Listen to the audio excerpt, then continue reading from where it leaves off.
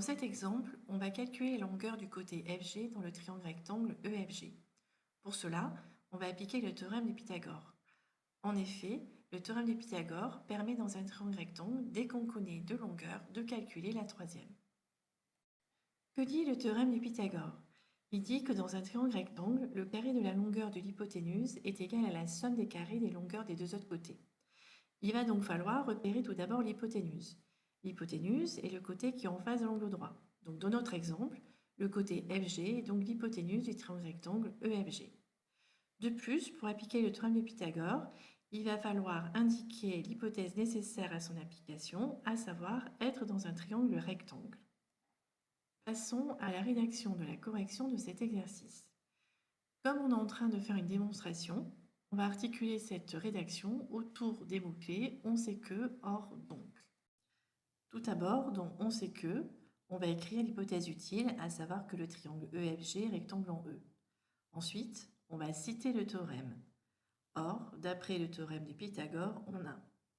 Ensuite, nous allons écrire l'égalité du théorème de Pythagore, qui nous dit que l'hypoténuse au carré, c'est-à-dire FG carré, est égale à la somme des carrés des deux autres côtés, à savoir EF carré plus EG carré. Nous allons ensuite remplacer par les valeurs données, donc EF, on va le remplacer par 10 et EG par 24. Pour calculer 10 au carré plus 24 au carré, on sait que les puissances sont prioritaires sur l'addition, donc on va d'abord calculer les carrés en priorité. Ensuite, on achève le calcul du FG carré, et on trouve que FG carré est égal à 676. Ce qui nous intéresse ici, c'est FG et non pas FG carré. Donc il faut qu'on se débarrasse du carré. Pour cela, on va utiliser ce qu'on appelle la racine carrée, qui est l'opération inverse du carré. On utilise ensuite la calculatrice pour calculer la racine carrée de 676 en utilisant les touches seconde x carré, et on trouve que FG égale à 26 cm.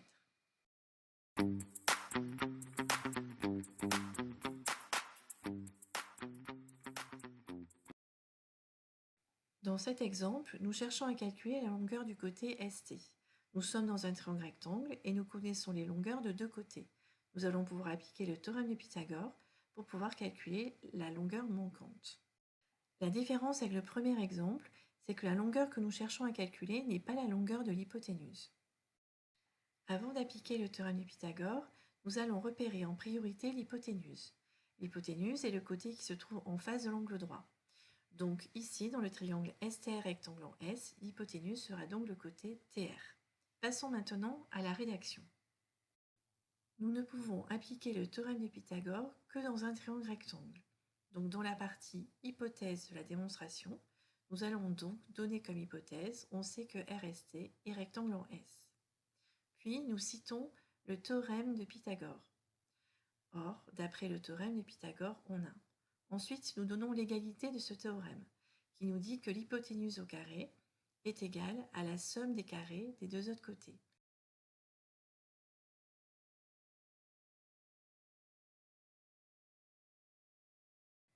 On remplace ensuite par les valeurs données, donc ici TR égale à 5 cm et SR égale à 2 cm, puis on calcule en priorité les carrés.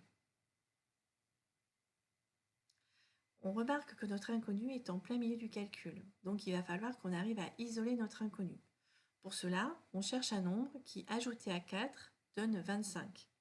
Donc pour calculer ST carré, il va falloir faire la différence entre 25 et 4. On calcule cette différence pour calculer la valeur de ST carré, et on trouve que ST carré est égal à 21. Pour passer de ST carré à ST, il va falloir prendre la racine carrée de 21 qui nous permet de nous débarrasser du carré. Avec la calculatrice, on peut ensuite donner une valeur approchée de racine carrée de 21 au millimètre près. Ainsi, on trouve que ST est environ égal à 4,6 cm. Dernier point méthode avant de finir, donc le théorème de Pythagore s'applique dans un triangle rectangle et nous permet de calculer une longueur dès qu'on connaît la longueur de deux autres côtés. Afin d'utiliser le théorème de Pythagore sans se tromper, on fait d'abord une figure à main levée, on code l'angle droit, on note les longueurs connues, puis on repère l'hypoténuse. Là, deux scénarios possibles. Premier scénario, on vous demande de calculer la longueur de l'hypoténuse. Dans ce cas, il faudra appliquer la première méthode vue dans cette vidéo, que j'ai notée méthode étoile. Deuxième scénario, on vous demande de calculer la longueur d'un autre côté que l'hypoténuse. Dans ce cas, il faudra appliquer la deuxième méthode vue dans cette vidéo que j'ai appelée méthode double étoile.